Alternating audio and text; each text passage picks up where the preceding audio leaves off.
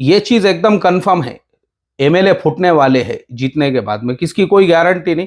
और आप जो है ना सिर्फ ऐसा अपना सर ऐसा दीवार को मारोगे रिजल्ट के बाद में, आप बोलोगे अरे यार मैंने क्या सोच के उम्मीदवार को टिकट दी, वो वोट दिया था, और देखो क्या से क्या हो गया। तो मुसलमानों ने क्या करना चाहिए? मुसलमानों की वो सीटें जहां मुसलमान अगर वन साइड एक मुस्लिम उम्मीदवार को वोट देते हैं और उसके जीतने के चांसेस ज्यादा है, और वो तुम्हारी आवाज विधानसभा में उठा सकता है, मुसलमानों ने वन साइड उसी को वोट देना चाहिए। हम अपना देखो, अब सब अपना अपना देख रहे हैं। कोई इस इलेक्शन को धर्म युद्ध कह रहा है, कोई कुछ कह रहा है, कोई कुछ। ठीक है ना, अब आप भी अपना देखो। इसके लिए मैंने कुछ सीटें चुना हूं जहां से मैं खुला समर्थन देने वाला हूं कुछ मुस्लिम उम्मीदवारों को। उनमें सबसे पहली सीट है मालेगांव से हजरत मुफ्ती इस्माइल साहब दामत बरकातुहुमुल आलिया। मुझे आप बताओ मुफ्ती साहब को क्या जरूरत है इलेक्शन में आने की, लेकिन उन्होंने देखे कि भाई हमारी कौम पिछड़ी हुई है, इस कौम को अगर उसके पैरों पे खड़ा करना है तो उसकी लीडरशिप बनाना पड़ेगी। इसलिए मुफ्ती साहब ने मदरसे के शेखुल हदीस होते हुए महाराष्ट्र वो मालेगांव के अंदर उन्होंने अपनी एक आघाड़ी बनाए थे, शहर विकास आघाड़ी के नाम से। अब चूंकि हमारी कौम में गद्दार जो है ना वो पहले जमाने से मौजूद है, ऐसे ही हजरत मुफ्ती इस्माइल साहब दामत बरकातुहुमुल आलिया के साथ गद्दारी करने वाले बाहर के नहीं थे, अपने ही थे। उन्होंने वो पार्टी के दो टुकड़े कर दिए। फिर हजरत मुफ्ती साहब को पार्टियों में आना पड़ा, और आप आज की तारीख में एमआईएम की तरफ से एमएलए भी है और अभी एमए इलेक्शन भी लड़ रहे हैं, और आपकी तबीयत खराब होने के बावजूद आप खड़े हुए हैं। तो तमाम मालेगांव के मुसलमान, चाहे आप बरेलवी मसलक से हो, आप ये ना देखें कि मुफ्ती साहब देवबंदी है, आप ये ना देखें मुफ्ती साहब किस जमात से। ये कौमियत का मसला है। देखो, ये हमको याद रखना है, और यही हम याद नहीं रख रहे हैं। वन साइड वोट दो, वन साइड हजरत मुफ्ती साहब को वन साइड वोट पड़ना चाहिए, और रिकॉर्ड तोड़ लीड के साथ में हजरत मुफ्ती साहब की सीट निकलना चाहिए। मालेगांव के बाद हम आते हैं औरंगाबाद। औरंगाबाद ईस्ट के जो उम्मीदवार है वो है इम्तियाज जलील साहब। अब वहां पे ऐसा खिचड़ा बन गया हुआ है, इम्तियाज जलील साहब के सामने जो खड़े हुए हैं हमारे ही बहुत सारे उम्मीदवार हैं। देखो, मुझे वो जो खड़े हुए उम्मीदवार है उनसे बस इतनी ही रिक्वेस्ट और दरखास्त करना है, ये जो वक्त है ना, ये अपने इनफिरादी मफाद को सामने रखने का नहीं है। भले इम्तियाज जलील साहब में कुछ खामियां हो, उनमें घमंड हो, तकब्बुर हो, अकड़ हो, लोग इस तरह की बातें कर रहे हैं। भले उन्होंने किसी मौलाना साहब मुफ्ती साहब को सलाम ना किया हो, या उन मौलाना साहब मुफ्ती साहब को ऐसा लगता है उन्होंने हमारी इज्जत नहीं की है, वो बराबर से हमारा रिस्पेक्ट नहीं कर रहे, वो हमारे को पूछने के लिए ही नहीं आए थे। ये टाइम वो सब चीज़ों का नहीं है। ये है अपने इनफिरादी मफाद पर मिल्ली मफाद को तरजीह देने का। भाई एक फर्द, वरना याद रखो औरंगाबाद के मुसलमानों, तुम रोओगे अगर तुमने अपना वोट बर्बाद किए, जाये किए और इम्तियाज जलील साहब को नहीं दिए तो। तुम रोओगे और तुम ये कहोगे काश जब इम्तियाज जलील साहब थोड़े से मार्जिन से अगर हार गए ना, तुम रोओगे और ये कहेंगे कि काश यार हम दे देते तो बंदा निकल जाता था। क्योंकि देखो, असल मसला है तुम्हारी क़ियादत का, तुम्हारी आवाज विधानसभा में बुलंद करने का। तुम उनकी पर्सनल वो बातें मत देखो, आप ये देखो वो काम किसके लिए कर रहे हैं।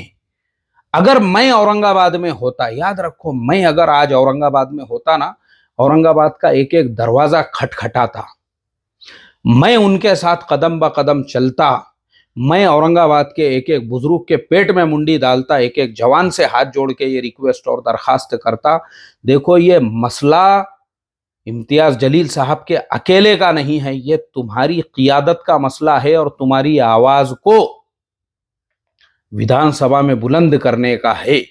इसलिए ऐसा उम्मीदवार तुमको पूरे महाराष्ट्र में नहीं मिलेगा आज की तारीख में, हजरत मुफ्ती इस्माइल साहब के बाद। पूरे महाराष्ट्र में आप देख लो। तो आप ऐसे ताकतवर उम्मीदवार, एक तरफ मुफ्ती इस्माइल साहब है, दूसरी तरफ इम्तियाज जलील साहब है, तीसरी तरफ नासिर सिद्दीकी साहब है। ऐसे लोग जब तुम्हारी आवाज बुलंद करने वाले होंगे ना, तो तुम्हारे मसाइल को वहां पे तो तुम्हारी आवाज वहां पे बुलंद करने वाले ऐसे लोग होंगे। अब उसके बाद हम आगे बढ़ते हैं। औरंगाबाद के बाद आता है जालना। जालने में मैं जब छोटा था, मैं मेरे बचपन से दो ही उम्मीदवारों के नाम सुनते आता हूं। कांग्रेस की तरफ से कैलाश गोरंटियाल साहब और शिवसेना की तरफ से अर्जुन खोतकर साहब। इन दोनों के अलावा मैंने आज तक तीसरे उम्मीदवार का नाम नहीं सुना। अब मुसलमानों ने कांग्रेस से रिक्वेस्ट की, दरखास्त की।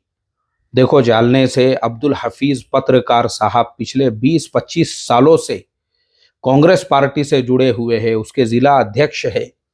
तुम सिर्फ ऐसे हमारे लीडरों को इस्तेमाल करके गोरंटियाल साहब को हर मर्तबा वोट दिलाते हो, लेकिन इनको आप इस मर्तबा टिकट दीजिए। कांग्रेस ने अब्दुल हफीज पत्रकार साहब को टिकट ही नहीं दी। हालांकि अब्दुल हफीज पत्रकार साहब कांग्रेस के एक वफादार रुकन हैं। उन्होंने पूरी जिंदगी कांग्रेस के अलावा दूसरे कोई पार्टी में भी नहीं गए। वो कांग्रेस को जिले में उन्होंने मजबूत किया, और जितनी मर्तबा भी कैलाश सेठ वहां से जीत कर आए हैं, अब्दुल हफीज पत्रकार साहब का पूरा पूरा उसमें हिस्सा है।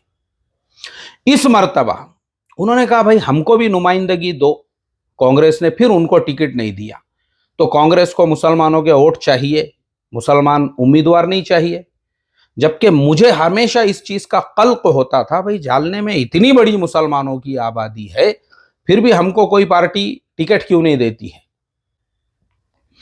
उलामा से मोहब्बत करने वाले, मसाजिद के मसाइल को हल करने वाले, मुसलमानों की आवाज बुलंद करने वाले अब्दुल हफीज पत्रकार साहब को हमारा खुला समर्थन है। मैं अगर आज जालने में होता तो मैं जालने के एक एक दरवाजे पे जाता, जालने के एक एक बुजुर्ग के पेट में मुंडी डालता, एक एक नौजवान से हाथ जोड़ के ये रिक्वेस्ट और दरखास्त करता, जालने वालों, हमारे बाप दादाओं की भी जिंदगी चले गई गुलामगिरी करने के अंदर दूसरों की। कैलाश सेठ को हमने 4 से 5 मर्तबा जिता के लेकर आ गए। आज हमारा उम्मीदवार जब टिकट मांगने को गया, कांग्रेस ने हमको टिकट नहीं दी, हम अपने अब्दुल हफीज भाई को जिताओ ना। वन साइड मेरी रिक्वेस्ट है जालने के मुसलमानों से, वन साइड। हमने गुत्ता और ठेका नहीं लेके रखे हर मर्तबा कैलाश सेठ को जिताने का। मुझे बताओ, क्या हमको क़ियादत नहीं चाहिए?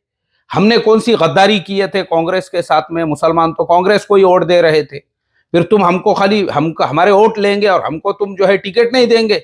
और वो काबिल है, ऐसा नहीं है कि काबिल नहीं है। एक काबिल उम्मीदवार आज हमारा इस काबिल बना है कि वो इलेक्शन में खड़े रहे, और उसको टिकट देना चाहिए था, नहीं दिया आपने तो कोई बात नहीं है। हम अपने अपक्ष, अपने आजाद उम्मीदवार को जिताएंगे। मैं बड़ी आजीजाना दरखास्त करता हूं, और जालने के उलामा और अइम्मा से भी, अल्लाह के वास्ते आज अगर तुम अब्दुल हफीज पत्रकार साहब के साथ में नहीं खड़े हुए, आंसू रोना पड़ेंगे तुमको, खून के आंसू। जैसे आज हमारे यहाँ पे माहौल बनते जा रहा है। आज मुझे बताओ, जालने में मुसलमानों के कितने बड़े बड़े कारोबार है, क्या है मुसलमानों के पास में? आज जालने की MIDC में पूरे इंडिया में सबसे ज्यादा सलिया जालने में बनता है। कितने कारखाने हैं मुसलमानों के? तो हमारा मुकद्दर वही है, स्टेशन के सामने जो रिक्शे खड़े हुए रहते हमारे 200-400, वही है हमारा मुकद्दर कि सारे रिक्शे वाले मुसलमान। टांगे बंद हो गए, नहीं तो टांगे वाले भी सब मुसलमान थे पहले। तो क्या हमने फाइनेंशियल मजबूत नहीं बनना है? हमने अपने आप को पैरों पे खड़ा नहीं करना है? खाली हमारे मुकद्दर में रिक्शे, टांगे, अल्लाह हिफाजत फरमाए, लीडरशिप हमारे मुकद्दर में नहीं है। और हमारा एक आदमी अगर आज लीडर बनने के लायक बना है, 100% हम उसको सपोर्ट करेंगे, 100%, याद रखो। तो इसके लिए मेरी रिक्वेस्ट यही है, अब्दुल हफीज पत्रकार साहब को मुसलमान मुत्तहिदा तौर पे वोट दे। और उन्होंने हमारे हिंदू भाइयों, मराठा भाइयों के भी काम किया, ऐसा नहीं खाली मुसलमानों के, तो उनका भी उनको समर्थन मिलेगा। हमारे दलित समाज के भी भाई उनके साथ में खड़े होंगे ना, आसानी के साथ में अब्दुल हफीज पत्रकार साहब की सीट निकल सकती है। तीसरे नंबर पे अब हम आगे बढ़ते हैं, जालने से थोड़ा सा और आगे बढ़ते हैं तो आता है पाथरी, बाबा जानी खान साहब। पूरी जिंदगी उन्होंने शरद पवार के वफादारी में लगा दी, पूरी जिंदगी हर मुश्किल में वो शरद पवार साहब के साथ में खड़े रहे। लेकिन शरद पवार साहब ने उनको टिकट नहीं दी है।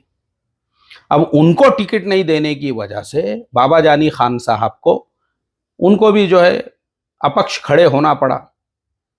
अब एक ऐसा काबिल इंसान, मुझे आप बताओ, मैं उनके कामों को अच्छी तरह से जानता हूं और मैं ये जिन उम्मीदवारों के नाम ले रहा हूं, ऐसा नहीं कि मैं उनको जानता नहीं हूं। मैं उन शहरों में जाकर बाबा जानी खान साहब की मस्जिद में बयान करके आया हूं। मैं उस पाथरी के अंदर हमारी मजलिस हुई है।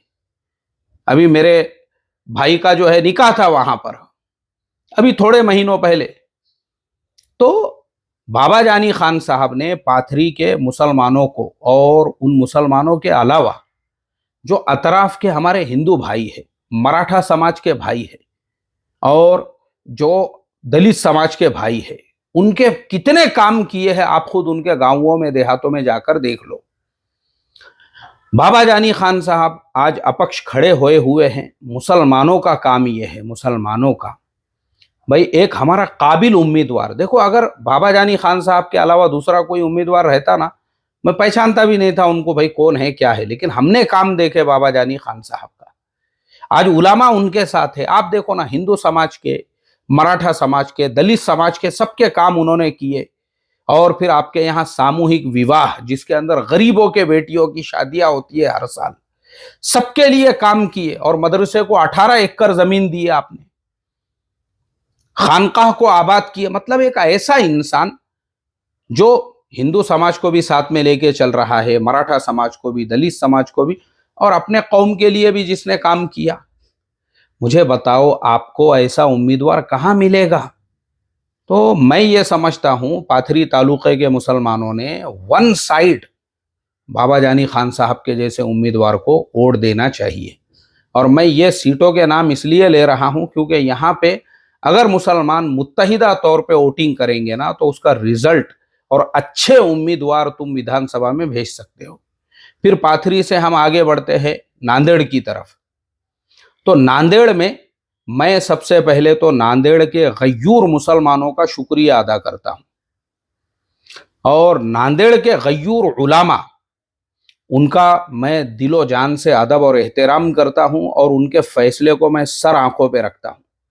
मैं नांदेड़ के उलामा से आगे नहीं जाऊंगा। जो नांदेड़ के उलामा ने फैसला दिए, अगर नांदेड़ के मुसलमानों ने उसको मान लिए ना, मैं समझता हूं नांदेड़ के मुसलमानों, तुमको ऐसे उम्मीदवार फिर नहीं मिलेंगे। सैयद मोइन साहब और दो उम्मीदवार जो वहां से खड़े हुए हैं।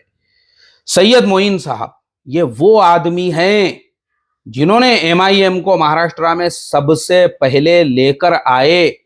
यही वो सैयद मोइन साहब है जिन्होंने आज जो मुसलमानों की अपनी एक ताकत, वरना मुसलमानों की तो सारी जिंदगी काका, मामा, दादा, नाना, अन्ना, भाऊ, उनकी गुलामगिरी के अंदर गुजर गई थी। आज जो थोड़ी बहुत एमआईएम की ताकत महाराष्ट्र के अंदर खड़ी हो रही है, उसका पूरा क्रेडिट अगर किसी शख्स को जाता है, सैयद मोइन साहब है। इन्होंने हैदराबाद जाके बैरिस्टर असदुद्दीन ओवैसी साहब के सामने हाथ जोड़कर रिक्वेस्ट और दरखास्त की थी कि देखो, महाराष्ट्र और खास तौर पे मराठवाड़े का मुसलमान इतना पिछड़ा हुआ है, ऑटो रिक्शे, भंगार के गाड़े, विमल गुटखा, पान टपरिया, चाय के होटल, इसके अलावा मुसलमान का कोई मुस्तकबिल नहीं है। आप मुसलमान को नुमाइंदगी दो और अपने पैरों पे खड़ा करो। तो बैरिस्टर असदुद्दीन ओवैसी साहब, अब उन्होंने जो है सैयद मोइन साहब की रिक्वेस्ट पे उनको इजाजत दी और सबसे पहले पूरे महाराष्ट्र में जो 6 नगर सेवक चुनकर आए थे एमआईएम पार्टी के, वो नांदेड़ से ही आए थे। तो सैयद मोइन साहब की कुर्बानियां हैं एमआईएम को खड़ा करने में। इसलिए नांदेड़ के गय्यूर उलामा ने जो फैसला लिए, आपका फैसला मैं सर आंखों पे रखता हूं और मैं भी सबसे यही रिक्वेस्ट करता हूं, नांदेड़ के गय्यूर मुसलमानों, सिर्फ अपने उलामा का फैसला मान लो। वन साइड मसलक मत देखो। अच्छा, मैं फिर वापस से दोहराऊंगा मेरी बात। ये जितने उम्मीदवार हैं, हमने भी इनमें किसी का मसलक नहीं देखे। अब्दुल हफीज पत्रकार साहब का मसलक क्या है, इम्तियाज जलील साहब का क्या है, मुफ्ती इस्माइल साहब का क्या है, सैयद मोइन साहब, हाजी उस्मान, ये बिल्कुल मत देखो। यहां मसला चल रहा है यहां सब अपने अपने पेट की सोच रहे हैं, हर पार्टी को अपनी पड़ी हुई है, और जो एमएलए जीतकर आएगा उसकी कोई गारंटी नहीं है वो किधर जाएगा। ये बातें मैं पहले भी बोल चुका हूं। इसलिए हम भी अपने उम्मीदवार को देना, वन साइड दे, हम बगैर मसलक, बगैर जमात, बगैर कुछ देखे के भाई हमको सैयद मोइन साहब और हाजी साहब इनको वोट करना है। हम अपने उम्मीदवार विधानसभा के अंदर भेजे, हमने गुत्ता लेके रखे क्या ऐसे उम्मीदवारों को जिताने का जिनकी कोई गारंटी नहीं है इलेक्शन जीतने के बाद वो किधर जाएंगे।